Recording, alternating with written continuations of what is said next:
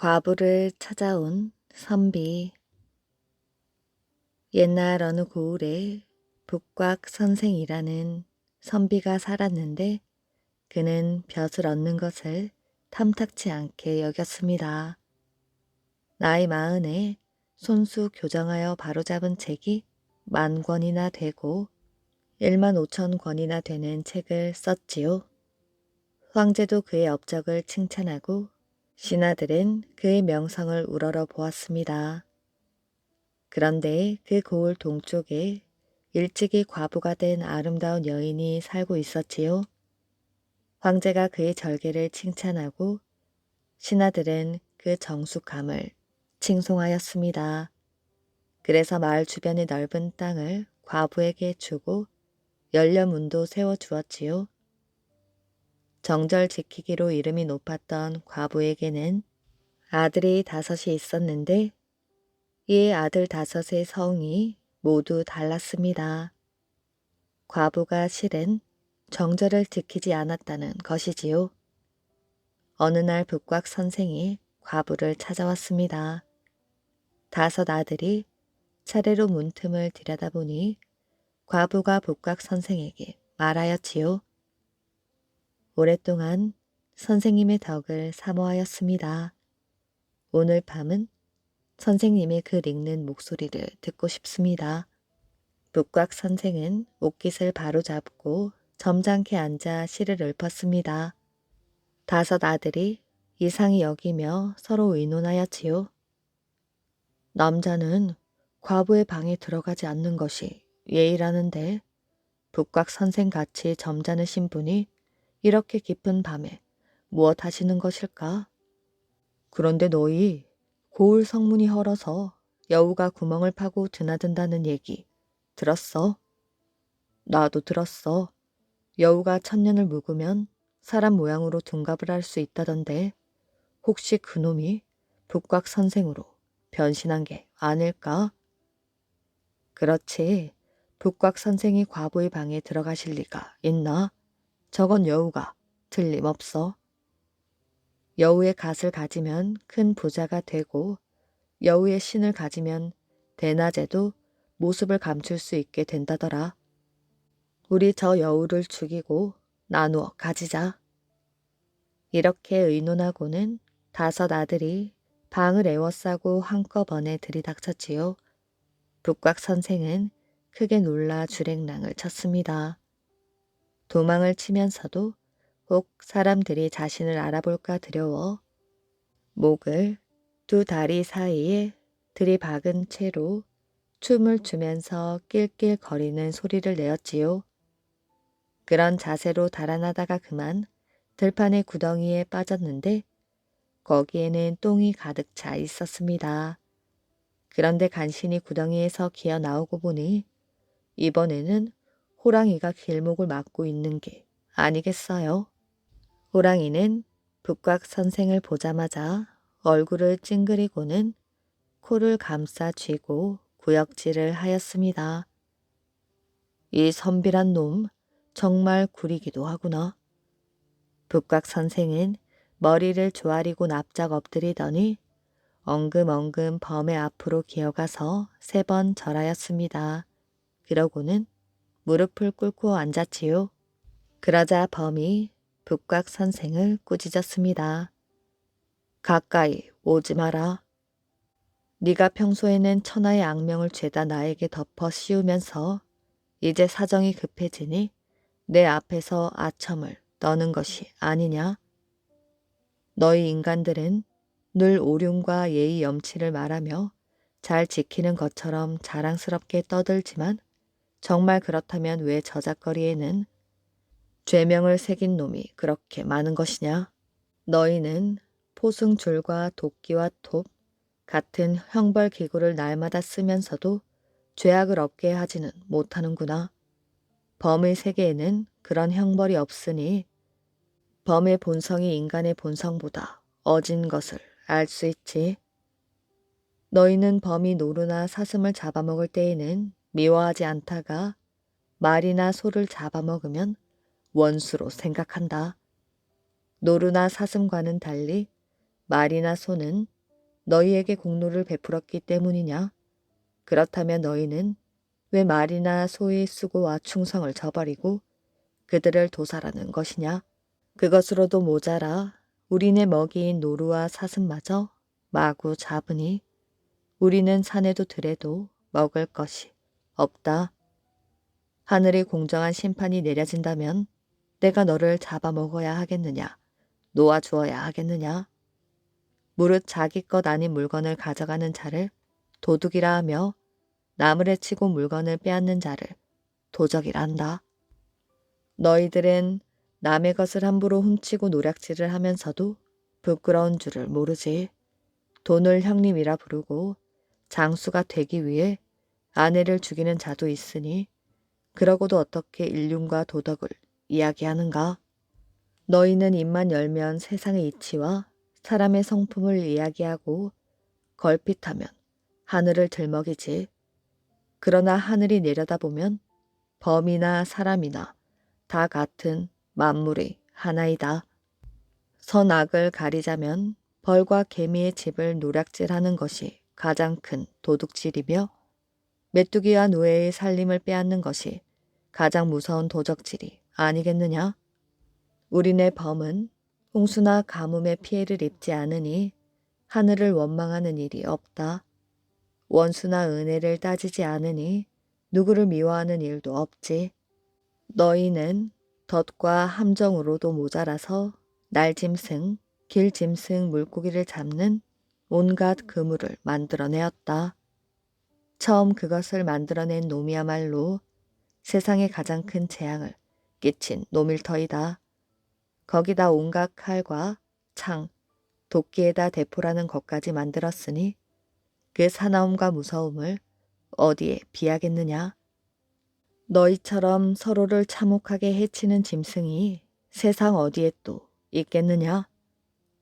북곽 선생은 범의 꾸지람을 듣고 엎드려 머리를 조아린 채 아뢰었습니다. 옛 글에 이르기를 악인도 목욕 재개를 하면 옥황상제를 섬길 수 있다고 하였습니다. 비천한 곳에 사는 천한 몸이지만 감히 범님의 신하가 되고자 합니다. 이 말을 하고 북곽 선생은 범의 말을 가만히 기다리고 있었지만 한참을 기다려도 범은 아무런 말이 없었습니다. 북곽 선생은 두려운 마음으로 머리를 조아리고 있다가 슬그머니 고개를 들어보았지요. 아침이 오느라 날이 조금씩 밝아오는데 범은 이미 사라진 후였습니다. 그때 한 농부가 밭을 가려고 나왔다가 북곽 선생을 보고 물었지요. 아니 선생님, 이 새벽에 왜 들판에다 절을 하고 계십니까? 그러자 북곽 선생이 점잖게 말하였지요. 옛 사람의 시에 이르기를 하늘이 아무리 높아도 머리를 굽힐 줄 알아야 하며 땅이 아무리 두터워도 발걸음을 조심하지 않으면 안 된다라고 하였네. 변비에 걸린 진사. 옛날 어느 마을에 한 고개를 사이에 두고 박씨네 사람들이 모여 사는 마을, 김씨네 사람들이 모여 사는 마을이 있었습니다. 어느 날 김씨네 마을에 김진사가 고개를 넘어가게 되었지요. 김진사는 뒷짐을 지고 느릿느릿 걸어가게 되었습니다. 그런데 고갯마루에 이르렀을 때 갑자기 김진사의 얼굴이 노랗게 변하였지요. 아이고 배야. 김진사는 아랫배를 쓸며 괴로운 표정을 지었습니다. 똥이 마려워 도저히 못 걷겠는데. 김진사는 똥을 참아 보려 했지만 소용이 없었습니다. 금방이라도 바지에 쌀 것만 같았지요. 김진사는 안절부절 못하고 있다가 당산나무 아래 있는 골짜기로 어기적 걸어 내려갔습니다. 그러고는 급하게 대변을 보았지요. 그런데 김진사의 똥 누는 모습을 먼 발치에서 지켜보는 사람이 있었습니다. 박씨네 마을의 개똥 할머니였지요. 개똥 할머니도 고개를 넘어가는 중이었습니다. 아이고 망측하기도 하지. 이런 신성한 곳에서 똥을 누다니. 이 고개는 선앙당 고개였습니다. 땅과 마을을 지켜준다는 선앙신을 모신 당집이 있을 뿐 아니라 선앙신이 깃들어 있다는 당산나무도 있었지요. 그래서 두 마을 사람들은 해마다 10월 10일이 되면 보름 동안 고갯마루에서 선앙신에게 제사를 드렸습니다. 이렇게 신성한 고개였기 때문에 사람들은 고개를 넘어갈 때 잔 기침 소리조차 내지 않았지요. 선앙신의 노여움을 살까 두려웠기 때문입니다. 그런데 이런 곳에서 몰래 볼일을 보다니요. 더욱 개똥이 할머니는 소문난 수다쟁이였습니다. 당장 박씨네 마을로 달려가 동네 방네 떠들고 다녔지요. 김씨네 마을에 김진사가 글쎄 점잖은 양반인 줄 알았더니 그게 아니더라고. 선앙당 고개 위에 있는 신령한 당산나무 아래 골짜기에서 똥을 누더라니까. 소문은 삽시간에 퍼졌습니다. 김진사는 창피하여 얼굴을 들고 다닐 수가 없었지요. 그때부터 김진사는 바깥 출입도 하지 않고 집 안에만 틀어박혀 지냈습니다. 그러다 보니 입맛도 잃고 변비에 걸리게 되었지요. 그런데 그 뒤 이상한 일이 벌어졌습니다. 약속이나 한 듯이 온 마을 사람들이 변비에 걸리고만 것이지요. 그쯤 박씨네 마을에서는 이런 일이 있었지요. 박씨네 마을에서 가장 잘 사는 사람은 박 부자였습니다. 그리고 박 부자에게는 쇠돌이라는 아들이 하나 있었지요. 하루는 쇠돌이가 친구들과 함께 고개를 넘어가는데 벼랑간 오줌이 마려웠습니다. 참아보려 하였지만 도저히 참을 수가 없었지요. 쇠돌이는 할 수 없이 고개 위에서 오줌을 누웠습니다. 그런데 집에 돌아와 옷을 갈아입던 쇠돌이는 자기 고추를 보고 깜짝 놀랐지요. 고추가 퉁퉁 부어 벌겋게 변해 있었던 것입니다. 이게 뭐야? 뱀에 물린 것도 아닌데? 선앙신이 노하셨나? 그런데 정말 선앙신이 노하신 모양이었습니다. 사흘 뒤엔 더욱 이상한 일이 벌어졌지요. 마을에 사는 모든 남자들이 쇠돌이처럼 고추가 퉁퉁 부어 벌겋게 변해버린 것입니다. 박씨네 마을 남자들은 똑바로 걸을 수가 없었지요. 개처럼 옆으로 걸어야 했습니다. 한편 김씨네 마을 사람들도 괴롭기는 마찬가지였지요. 똥을 누지 못하여 모두들 초주검이 되어 있었습니다. 김씨네 마을 사람들은 자신들이 이런 고생을 하는 것이 박씨네 마을 사람들 때문이라고 생각했습니다. 박씨네 마을 사람들이 소문만 내지 않았어 봐. 김진사 어른이나 우리 마을 사람들이 변비에 걸리지 않았을 거야. 김씨네 마을 사람들은 이런 말을 하며 박씨네 마을 사람들을 원망하였지요.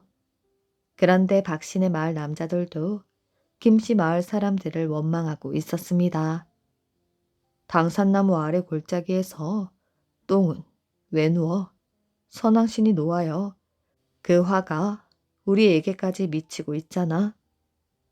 이렇게 두 마을 사람들은 서로를 원망하며 만나기만 하면 원수처럼 으르렁거리고 밤새도록 싸웠지요. 두 마을 사람들은 1년 내내 사이가 좋지 않았지만 10월 10일부터 보름 동안만은 싸우지 않았습니다. 이 기간 동안은 고갯마루에서 선앙신에게 제사를 지내야 했기 때문이지요. 두 마을 사람들은 대를 이어 싸우고 또 싸웠습니다. 그리하여 싸움은 무려 300년 동안이나 계속되었지요. 그런데 만 300년이 되는 날 밤 김진사와 박 부자의 15대 소는 똑같은 꿈을 꾸었습니다. 하얀 노인이 나타나 근엄한 표정으로 이렇게 말하였지요. 이제부터는 싸우지 말고 사이좋게 지내도록 해야 한다. 두 마을 사람들이 모두 내가 시키는 대로 한다면 예전처럼 사이가 좋아질 것이야. 김씨네 마을에서는 모든 사람들이 당산나무 아래 골짜기로 가서 차례로 똥을 누워라. 그러면 변비가 낫고 거름이 많이 생겨 농사가 잘 될 것이다. 그리고 박시인의 마을에서는 모든 사람들이 고개에 올라가 차례로 오줌을 누워라. 그럼 개처럼 옆으로 걷지 않게 될 것이다.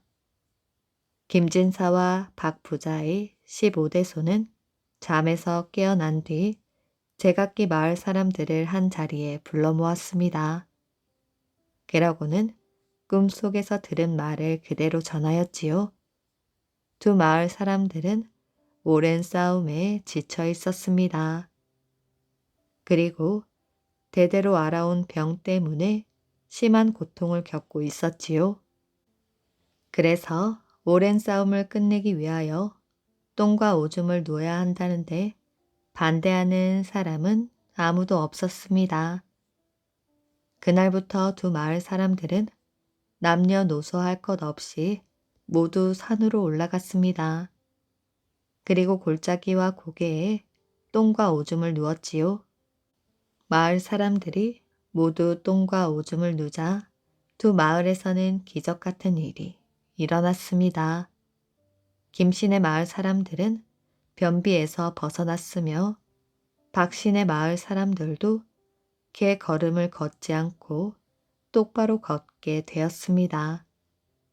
그뿐만 아니라 두 마을 사람들은 화해를 하였고 형제처럼 가까워지게 되었지요.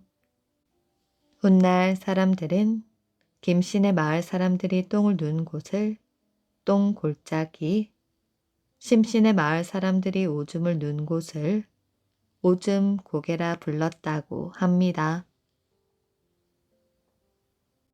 동생을 질투한 언니. 옛날 백운봉에는 옥장천이라는 샘물이 있었습니다. 이 샘물은 거울보다 맑고 얼음보다 차가웠지요. 이곳에 사는 옥황상제에게 딸이 둘이 있었습니다. 그런데 두 딸에게는 고민이 있었지요. 아가씨로 자란 자신의 얼굴을 보고 싶은데 거울이 없어 볼 수가 없었습니다. 어머니, 거울을 갖고 싶어요. 인간 세상에는 얼굴을 비춰보는 거울이 있대요. 너희들은 거울을 안 봐도 내가 보기에 다 예뻐 보인단다. 어머니가 말하였지요. 어머니, 그래도 제 얼굴을 한 번만이라도 보고 싶어요. 딸들은 어머니에게 떼를 썼지만 거울을 구할 수는 없었습니다.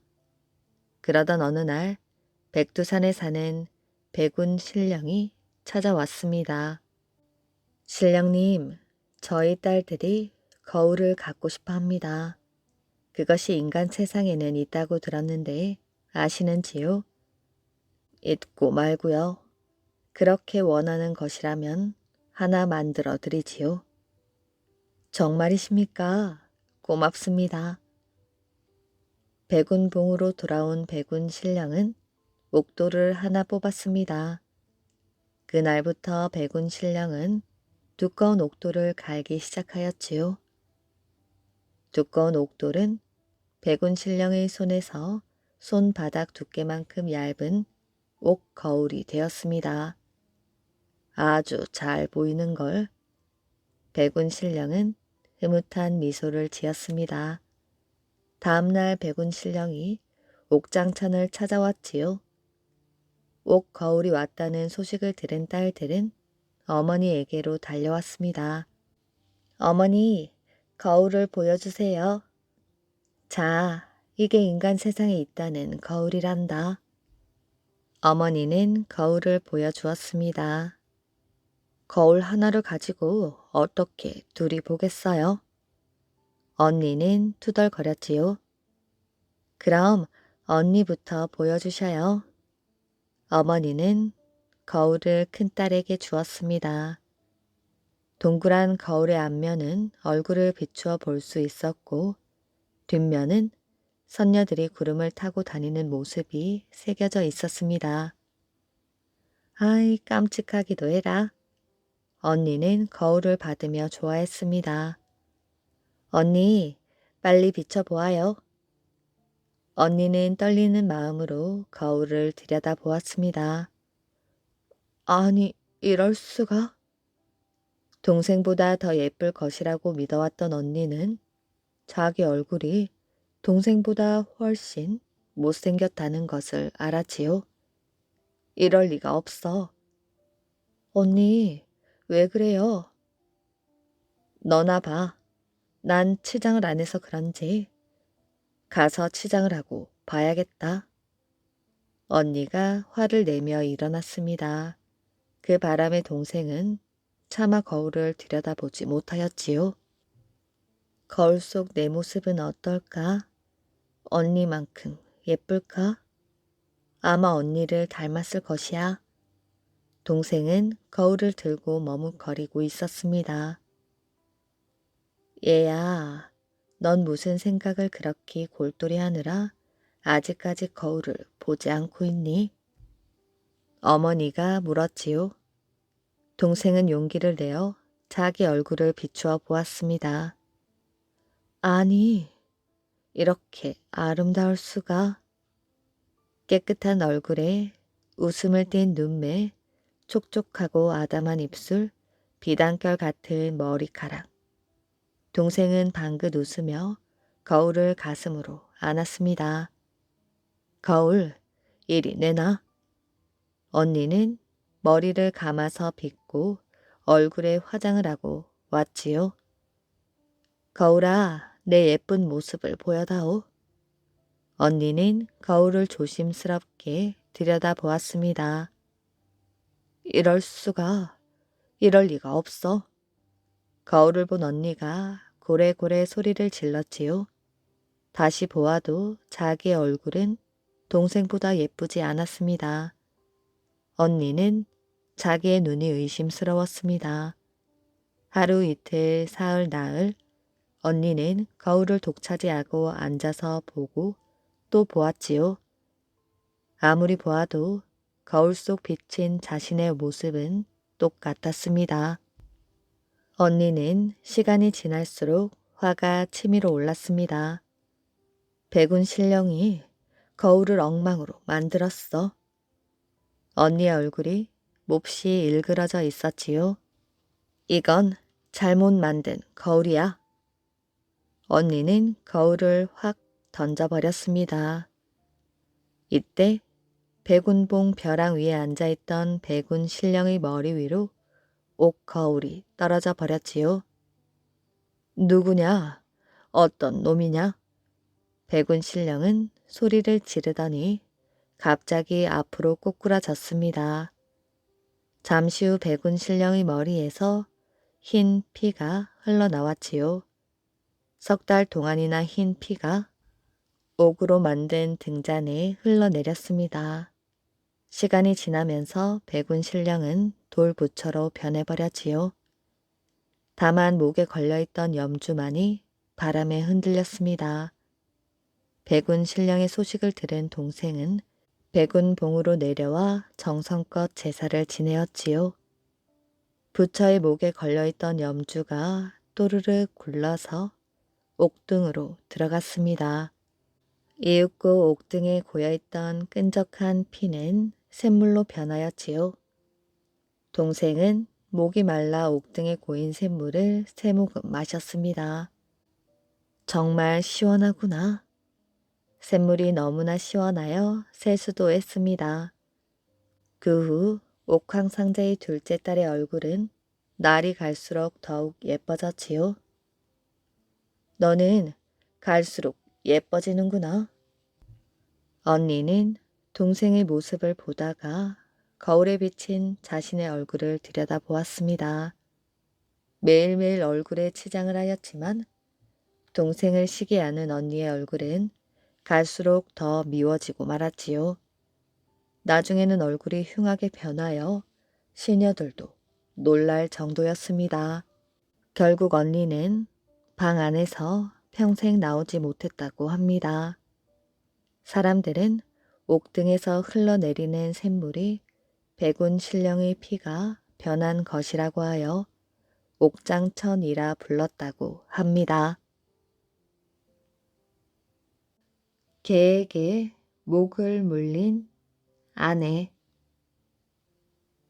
조선시대 어느 선비가 과거를 보러 한양으로 갔습니다. 이번엔 반드시 정원급제를 해야지. 선비는 이런 결심을 하고 과거 시험을 보았지요. 하지만 과거 시험에서 떨어지고 말았습니다. 이제 무슨 낯으로 아내를 보겠나? 선비는 고향으로 돌아갈 생각을 하니 앞이 캄캄했습니다. 차라리 고향으로 가지 말고 여기서 공부나 할까? 어차피 내년에 다시 과거를 볼 텐데 1년 동안 열심히 공부를 해보는 것이야. 선비는 한양에 남아 과거 준비를 하기로 마음 먹었습니다. 그리하여 남은 돈으로 방을 하나 얻었지요. 그렇지만 하루 세끼를 해결할 방법이 없었습니다. 그래서 낮에는 남의 집에 가서 일을 하고 밤에만 공부를 하였지요. 혼자서 살아가자니 너무너무 외로웠습니다. 그래서 개 한 마리를 구해 길렀지요. 황구야, 집 잘 보고 있거라. 저녁에는 네가 좋아하는 뼈다귀를 얻어오마. 선비는 집을 나설 때마다 황구에게 꼭 인사말을 하였지요. 그러면 황구는 그 말에 답을 하듯 컹컹 짖었습니다. 저녁에 선비가 돌아오면 황구는 껑충껑충 뛰며 반겼지요. 선비는 다정하게 말했습니다. 황구야, 심심하였지. 나도 네가 보고 싶었단다. 정붙일 사람이 아무도 없는 한양에서 황구는 선비의 유일한 친구였습니다. 드디어 1년이 되었지요. 선비는 과거 시험을 보았습니다. 하지만 이번에도 또 떨어지고 말았지요. 이런 모습으로 가족을 만날 수는 없지. 고향에 가지 말고 내년에 다시 도전해야겠다. 선비는 일을 하면서 1년을 더 공부했습니다. 이번이 마지막이라 생각하고 책에서 손을 놓지 않았지요. 그렇게 이를 악물고 공부한 덕에 선비는 이듬해 과거 시험에서 장원급제를 하였습니다. 선비는 기뻐 황구를 부둥켜 안고 활짝 웃었습니다.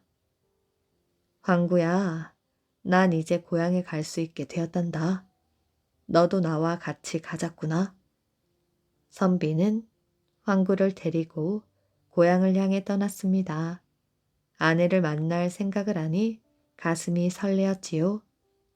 선비는 마침내 고향에 도착했습니다. 아내가 나와 선비를 맞아 주었지요. 그런데 웬일인지 아내는 별로 반가워하는 얼굴이 아니었습니다. 내가 없는 동안 집 안을 꾸려가느라 얼마나 고생이 많았소. 당신에게 미안하구려. 하지만 이제 고생은 끝났소. 과거에 장원급제하였으니 앞으로는 잘 사는 일만 남았소. 그래요. 잘 되었군요. 아내는 말을 이렇게 하면서도 기뻐하는 기색이 아니었습니다. 선비의 시선을 피하여 다른 곳을 보고 있었지요.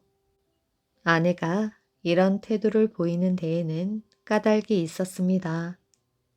선비가 한양에서 돌아오지 않자 아내는 다른 남자를 사귀었습니다. 그 남자와는 나중에 같이 살기로 약속까지 한 사이였지요. 어쩌지? 남편이 돌아왔으니 이제 그 사람을 만날 수가 없잖아. 차라리 남편이 없으면 그와 평생 같이 살 수 있을 텐데 이번 기회에 남편을 없애버릴까? 그러면 아무 눈치 보지 않고 그와 결혼하여 살 수 있잖아. 아내는 남편을 죽이기로 마음먹었습니다. 다음날 아침 선비의 아내는 아침 식사를 준비하기 시작하였지요.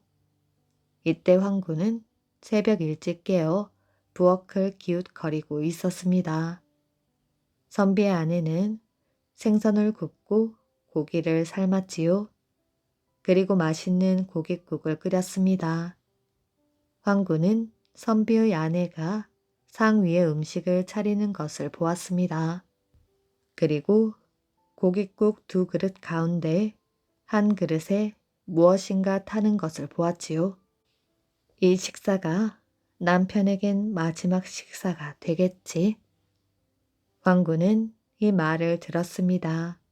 선비의 아내는 고깃국에 독약을 탔던 것이지요. 식사하셔요. 아침을 준비하였어요.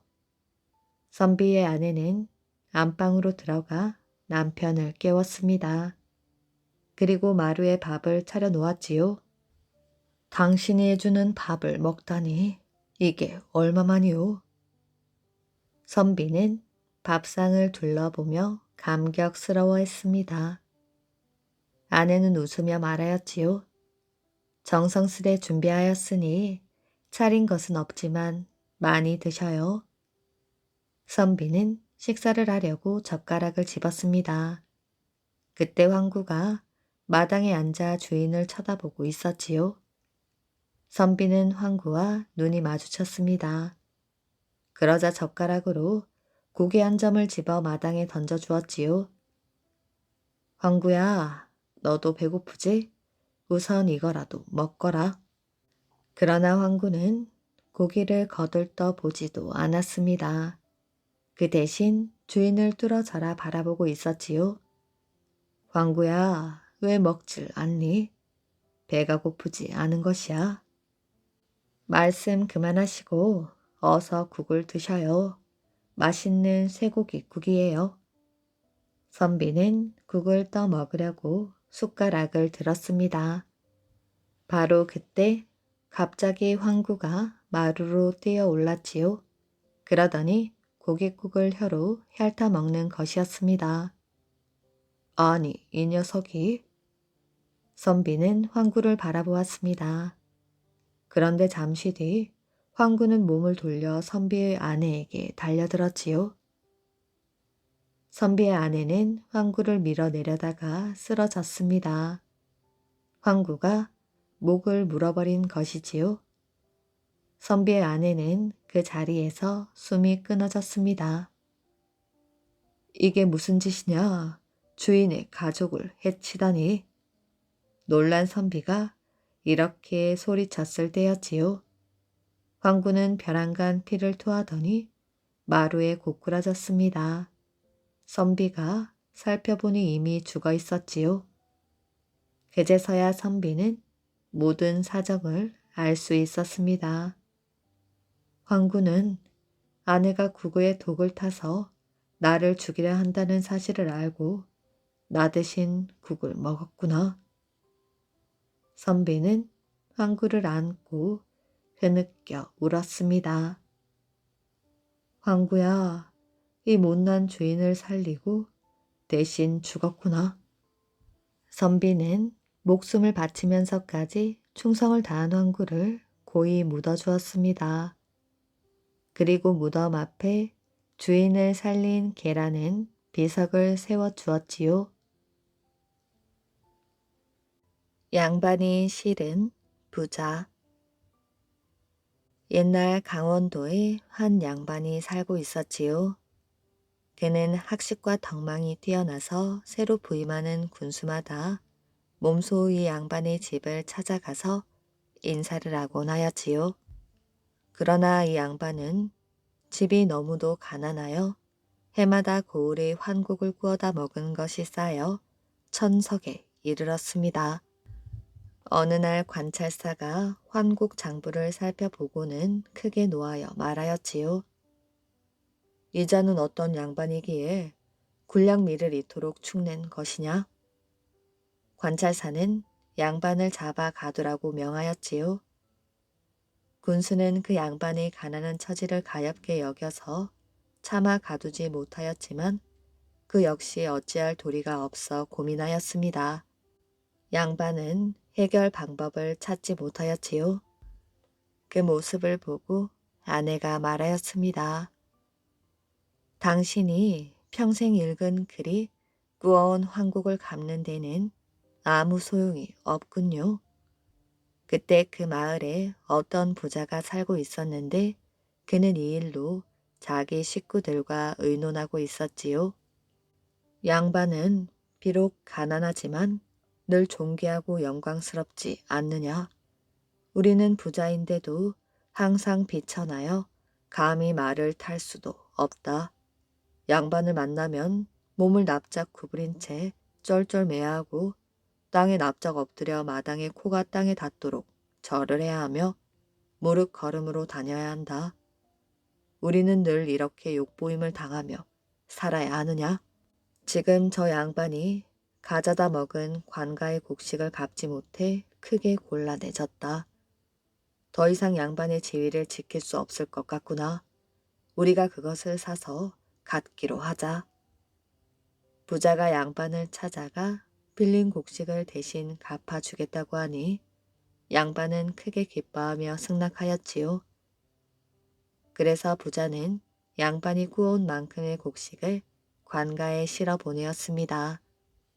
군수는 가난한 양반이 황국을 모두 갚은 것에 매우 놀라 양반을 찾아가 보았지요. 그런데 양반이 하인처럼 번거지를 쓰고 잠방이를 입은 채 납작 엎드려 소인이라 지칭하며 감히 군수를 쳐다보지도 못하는 게 아니겠어요? 어찌 스스로를 이렇게 낮추어 욕되게 하시는 것입니까? 군수가 깜짝 놀라 물었지요. 황송하옵니다. 소인 감히 스스로를 욕되게 하려는 것이 아니옵니다. 마을의 부자에게 양반을 팔아 그 돈으로 환국을 갚았사오니 이제 부자가 양반이옵니다. 소인이 어찌 감히 옛날 양반 행세를 하겠사옵니까? 군수가 크게 감탄하여 말하였지요. 부자이면서도 인색하지 않으니 의로운 일이구나. 남의 어려움을 도와주니 어진 일이요. 비천함을 싫어하고 존귀함을 사모하니 지혜로운 일이로다. 이야말로 진정한 양반이 아니겠느냐.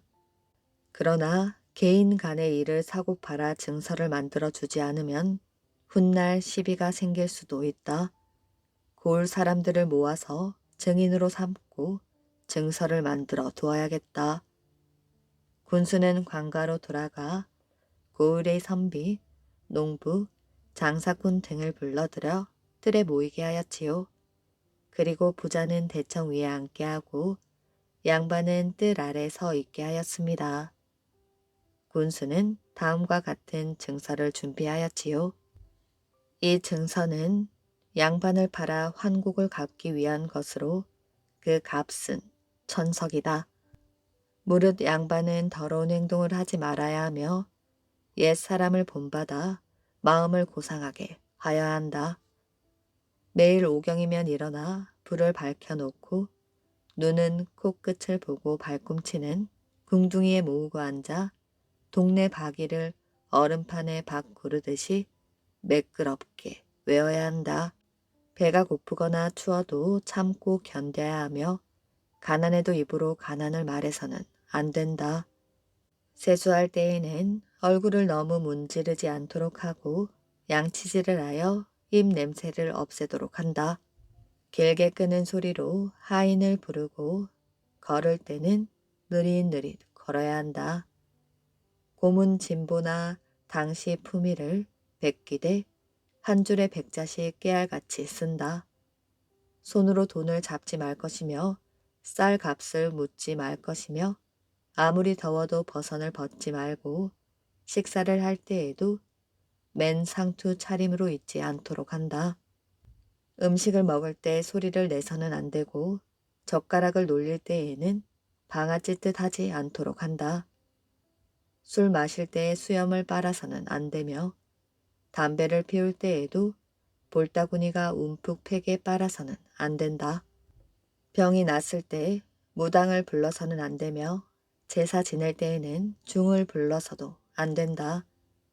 화롯불에 손을 쬐지 말며 말을 할 때 침이 튀지 않도록 해야 하고 소를 죽이거나 도박을 해서는 안 된다.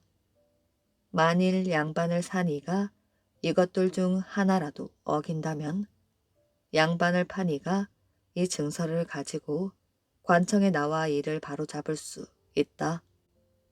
고을 아전 중 으뜸인 호방이 증서 낭독을 마치자 부자는 어이없고 낙담한 표정으로 말하였지요. 양반이라는 게 겨우 이것뿐입니까? 제가 들으니 양반은 신선과 같다는데 정말 이것뿐이라면 너무하지 않습니까? 이익이 되도록 내용을 고쳐주시면 좋겠습니다. 그래서 증서를 다시 작성하니 그 내용은 이러하였지요.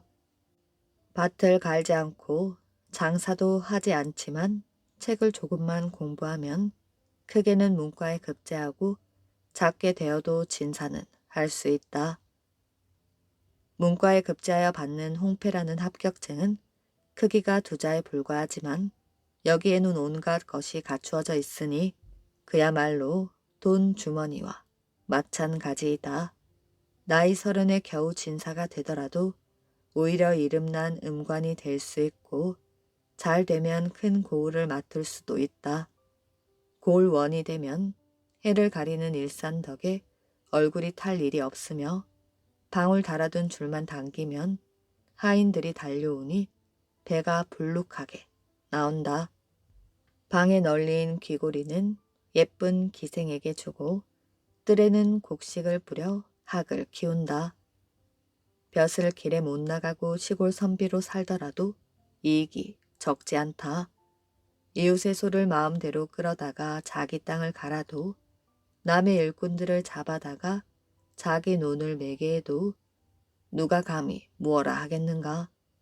계속하여 증서를 써내려가는데 듣고 있던 부자가 혀를 차며 말하였지요. 그만두시오. 그만두어. 참으로 맹랑하구먼. 나를 장차 도적놈으로 만들 셈인가? 그러고는 머리를 흔들며 가버렸지요. 그 뒤로는 2번 다시 양반이 되고 싶다는 말은 입에 올리지 않았다고 합니다. 송아지 소년과 공주. 옛날에 부인이 둘인 선비가 있었습니다. 어느 날 선비는 과거를 보러 한양으로 떠나게 되었지요. 집을 떠나기 전 선비는 부인 둘을 불렀습니다. 큰 마누라, 당신은 내가 돌아올 때까지 아이를 하나 낳아주시오. 그리고 둘째 마누라, 당신은 내가 돌아올 때까지 맛있는 음식을 장만해 놓으시오. 두 부인은 고개를 끄덕였습니다. 다음날 선비는 과거를 보러 한양으로 떠났지요. 그러던 어느 날 첫째 부인이 떡 두꺼비 같은 아들을 낳았습니다. 서방님이 오실 때까지 잘 키워야 할 텐데. 마음이 고약했던 둘째 부인은 아이를 보자 화가 났습니다. 첫째 부인이 아이를 낳았으니 서방님이 얼마나 좋아하실까? 둘째 부인은 종을 시켜 몰래 아이를 들판에 버렸습니다. 사흘 뒤 둘째 부인은 아이를 버린 들판으로 가보았지요. 그런데 죽은 줄만 알았던 아이는 죽지 않고 울고 있었습니다. 안 되겠다. 당장 소에게 던져 주어라. 종은 둘째 부인이 시키는 대로 하였지요. 그러자 소가 아이를 꿀꺽 삼켜버렸습니다. 얼마 뒤 소는 송아지를 낳았지요. 송아지는 머리만 소일 뿐 나머지는 사람이었습니다. 틀림없이 첫째 부인의 아이가 송아지 탈을 쓰고 다시 태어난 것이었지요. 한편 한양에 갔던 선비는 과거에 급제하여 높은 벼슬을 얻었습니다. 집으로 돌아온 선비는 동네 사람들에게 큰 환영을 받았지요. 서방님, 정말 기쁩니다. 오늘같이 기쁜 날 아들이 있었으면 얼마나 더 좋았을까요? 둘째 부인은 아양을 떨더니 얼굴을 찡그렸습니다. 그게 무슨 말이오?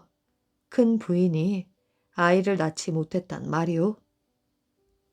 그게 아이를 낳기는 낳았으나 잘 돌보지 않아 그만.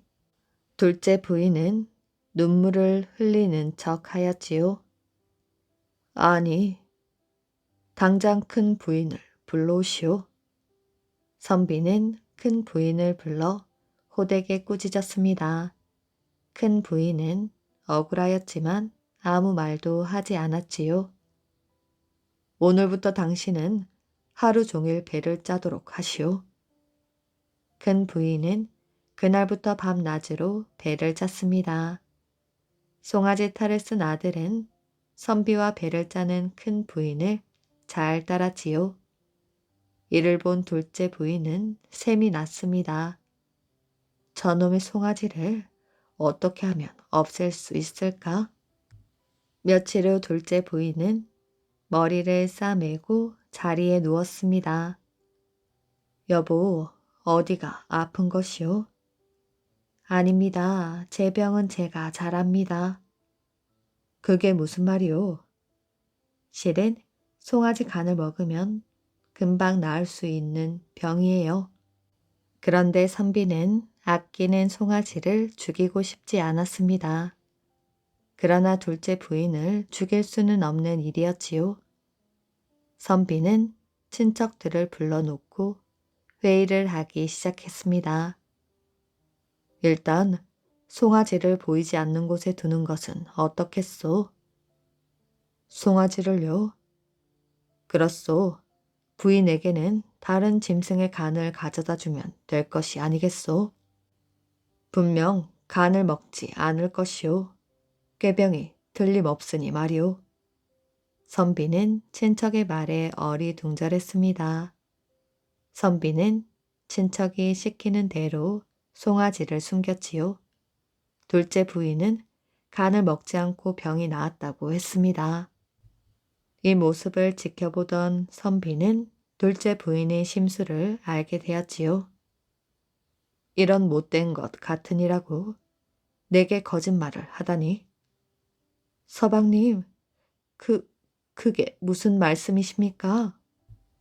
둘째 부인의 가슴이 철렁 내려앉았습니다. 자, 이것을 좀 보시오.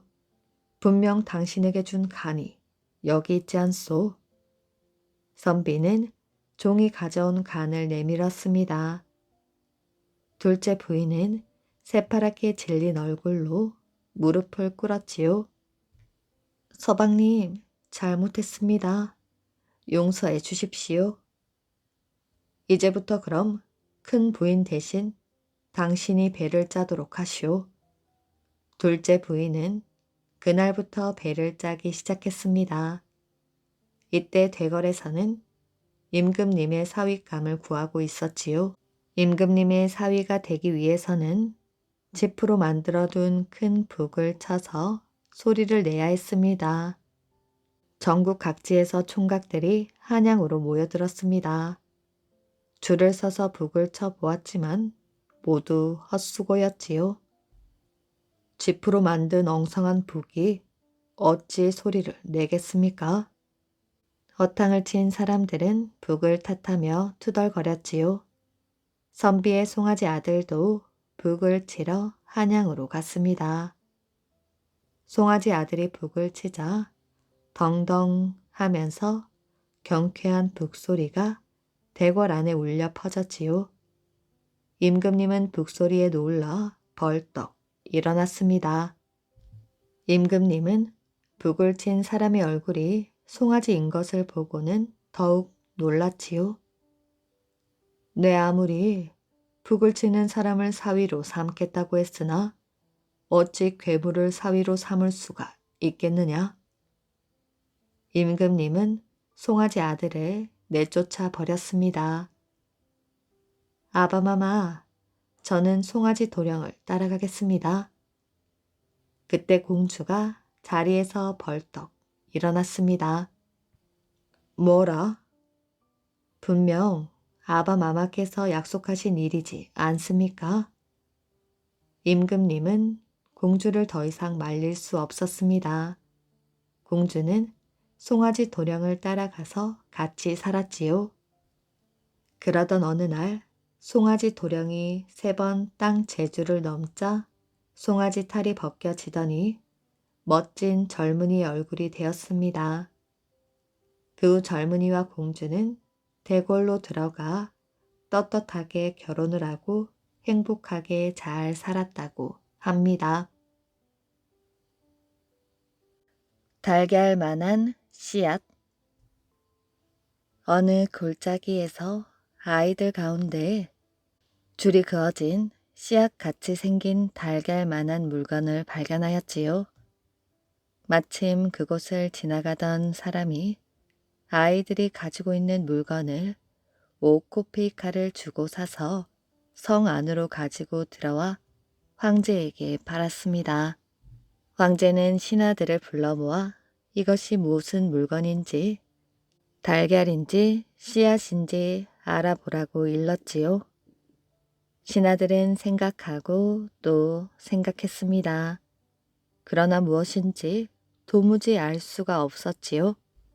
그런데 마침 그 물건을 창문 위에 놓았는데 한 마리 암탉이 들어와 쪼기 시작하더니 구멍을 내버렸습니다. 그리하여 그들은 그것이 씨앗이라는 것을 알게 되었지요. 신하들이 황제에게 아뢰었습니다. 이것은 보리 씨앗입니다. 황제는 깜짝 놀랐지요. 그리고 다시 신하들에게 이 씨앗이 어디에서 언제 생겼는지 알아보라고 명을 내렸습니다.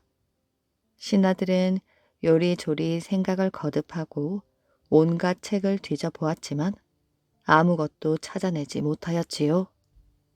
대답을 드릴 수 없습니다. 소신들의 책에는 이것에 관해서는 아무것도 쓰여 있지 않사옵니다. 농부들에게 물어봐야 할 줄로 아뢰옵니다. 늙은이들 가운데 누가 어디서 이런 씨앗이 뿌려졌는지 듣지 않았느냐고 물어보는 것이 좋을 것 같사옵니다. 그리하여 황제는 사람을 보내어 늙은 농부를 한 사람 데리고 오라고 명령하였지요. 곧 나이 많은 늙은 농부가 황제에게 불려왔습니다. 늙은 농부는 지팡이를 짚고 간신히 들어섰지요. 황제는 그에게 씨앗을 보였습니다. 그러나 노인은 눈이 나빠 겨우 절반만 살펴보고 나머지는 손으로 더듬었지요. 황제가 물었습니다. 영감, 이런 씨앗이 어디서 생겼는지 그대는 아는가? 밭에 이런 곡식을 심지는 않았는가? 또 농사를 짓던 시절에 어디서 이런 씨앗을 산 적은 없는가? 노인은 귀가 멀어 간신히 알아듣고 겨우 이해하였지요. 그리고는 가까스로 대답했습니다. 소인은 밭에 이런 곡식을 심은 일도 없고 거두어 들인 일도 없고 산 일도 없사옵니다. 소인이 곡식을 샀던 시절에는 모두 나달이 더 작았지요. 지금도 그렇지만 말입니다. 소인의 아버지에게 한번 물어보겠습니다. 어쩌면 아버지는 어디서 이런 씨앗이 생겼는지 들었을지도 모르니까요. 황제는 이 영감의 아버지에게 사람을 보내어 데리고 오라고 명령했습니다. 노인의 아버지도 어전으로 나왔지요. 이 늙은 노인은 지팡이 하나를 짚고 왔습니다. 노인에게는 아직 시력이 있었으므로 잘 알아보았지요. 노인, 이런 씨앗이 어디서 생겼는지 그대는 알고 있는가? 그대 밭에 이런 곡식을 심은 적이 없는가? 그대가 농사를 짓던 시절에 이런 씨앗을 산 적이 없는가? 노인은 귀가 다소 멀기는 했지만 아들보다는 잘 알아들었습니다. 예, 소인은 밭에 이런 씨앗을 뿌린 일도 없고 거두어 들인 일도 없사옵니다. 또한 산 일도 없지요. 왜냐하면 소인의 젊은 시절에는 아직 돈이라는 게 없었기 때문이옵니다. 모든 사람이 자기 곡식을 먹고 살았습니다. 그리고 모자랄 때에는 서로 나누어 가졌사옵니다. 소인은 어디서 이런 씨앗이 생겼는지 모르옵니다. 소인네 시절의 씨앗은 요새 것보다야 더 굵고 소출이 많긴 했사옵지요. 그러나 이런 것은 본 적이 없사옵니다. 이건 소인의 아버지에게서 들은 이야기옵니다마는 아버지 시절에는 소인 시절에 비해 더 나은 곡식을 거두었는데 그 씨앗이 더 굵었다고 했사옵니다. 소인의 아버지에게 하문하셔야 할 줄로 아뢰옵니다. 그리하여 황제는 다시 이 늙은이의 아버지를 데리러 사람을 보내었지요. 맨 처음 늙은이의 할아버지인 그 노인도 황제의 편전으로 나오게 되었습니다. 하지만 그 노인은 지팡이도 짚지 않고 어전으로 나갔지요. 가벼운 걸음걸이였습니다. 눈도 밝고 귀도 잘 들리며 말도 또렷하였지요. 황제는 이 노인에게 다시 그 씨앗을 보여주었습니다. 노인은 그것을 이리저리 뒤집어 보며 이렇게 저렇게 뜯어보았지요. 소인은 오랫동안 이렇게 옛날 곡식을 보지 못해서 소인은 씨앗을 물어뜯어 차근차근 깨물었습니다. 이건 그곳이옵니다. 어디 한번 말해보라. 그러자 노인이 말했습니다. 이런 곡식은 소인 시절에는 어디서나 생산되고 있었사옵니다. 소인은 물론 많은 사람들이 이런 곡식을 평생 먹으며 살아왔사옵니다. 그러자 황제가 다시 물었지요.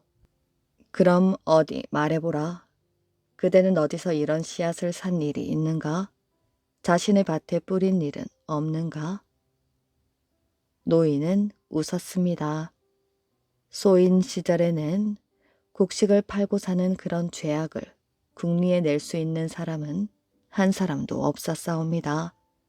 또 돈이라는 것도 몰랐사옵니다. 곡식은 누구에게나 얼마라도 있었지요. 소인은 이런 곡식을 직접 심기도 하고 거두어 들이기도 하고 타작하기도 했었습니다. 그럼 어디 말해보라. 그대는 어디다 이런 곡식을 심었고 또 그대 밭은 어디에 있었는가? 소인 시절 땅은 자유였사옵니다.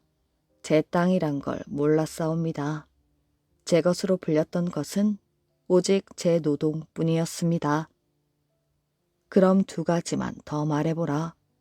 한 가지는 어째서 옛날에는 이런 씨앗이 생겼는데 지금은 생기지 않나 하는 것이고 또 한 가지는 그대의 손자는 두 자루의 지팡이를 짚고 다니고 또 그대의 아들도 한 자루의 지팡이를 짚고 왔는데 그대만이 그처럼 가뿐히 혼자 걷는가 하면 눈도 밝은 데다 이도 멀쩡하고 말도 또렷하고 어찌된 영문인가 말해보라. 하무나오신 두 가지 까닭이란 다름이 아니오라. 세상 사람들이 제품으로 살아가기를 그치고 남의 것을 넘보게 되었기 때문이옵니다. 옛날 사람들은 제 것을 가질 뿐 남의 것을 탐내지 않았던 것이옵니다. 이야기 재미있게 잘 들으셨나요? 오늘의 이야기는 여기까지입니다. 오늘도 이야기를 들어주셔서 정말 감사합니다. 오늘도 편안한 밤 되시길 바랍니다.